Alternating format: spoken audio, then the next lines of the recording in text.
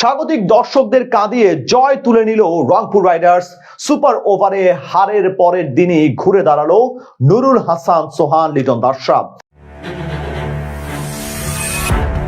মাহমুদুল্লাহ রিয়াদের বিধ্বংসী ব্যাটিং, ঝড়ো ব্যাটিংয়ে যেন বলে কয়ে বল পাঠালেন সীমানার ওপারে।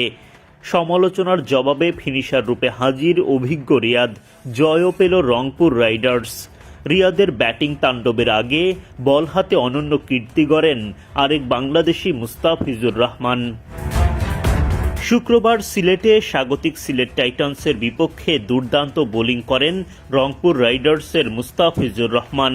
এর আগে ৩৯৯ উইকেটের মালিক দ্য ফিজ এদিন পূরণ করেন টি-20তে ৪০০ উইকেটের মাইল ফলক। জাতীয় দলের সতীর্থ মেহেদী হাসান মিরাজের উইকেট শিকারের মধ্য দিয়ে এই কীর্তি গড়েন তিনি। টি-20তে উইকেট শিকারের দিক থেকে বাংলাদেশিদের মধ্যে সবার ওপরে অলরাউন্ডার সাকিব আল হাসান। ৫৬০টি উইকেট এই অলরাউন্ডারের দখলে। ৩৫৩তম ম্যাচে ৪০০ উইকেটের মাইলফলক স্পর্শ করেছিলেন সাকিব। মুস্তাফিজ ৪০০ উইকেটের মাইলফলক স্পর্শ করলেন ৩১৫তম ম্যাচে এসে। বাংলাদেশে তো বটেই, পেস বোলারদের মধ্যে দ্রুততম ৪০০ উইকেটের মালিক বনে গেছেন কাটার মাস্টার। ৪০০ উইকেটের ম্যাজিক ফিগার স্পর্শ করার পরও থামেননি মুস্তাফিজ। আফিফ হোসেন ধ্রুব ও খালেদ আহমেদের উইকেটও তোলেন তিনি। সব মিলিয়ে এদিন সিলেট টাইটান্সের বিপক্ষে ৪ ওভারে ২৪ রান খরচায় ৩ উইকেট শিকার করেন দ্য ফিজ।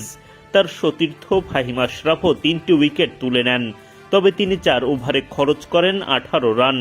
ফিজ ফাহিমদের দাপুটে বোলিংয়ে ২০ ওভারে ১৪৪ রানের বেশি করতে পারেনি সিলেট।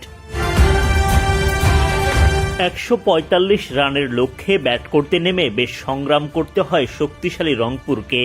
খালেদ আহমেদের বলে আউট হওয়া ওপেনার দাউদ মালান করেন ২১ বলে ১৯ রান। নাসুমের শিকার তাওহিদ হৃদয়ের ব্যাট থেকে আসে ৬ রান। ৪৪ রানে ২ উইকেট হারালে রংপুরের হাল ধরেন লিটন দাস।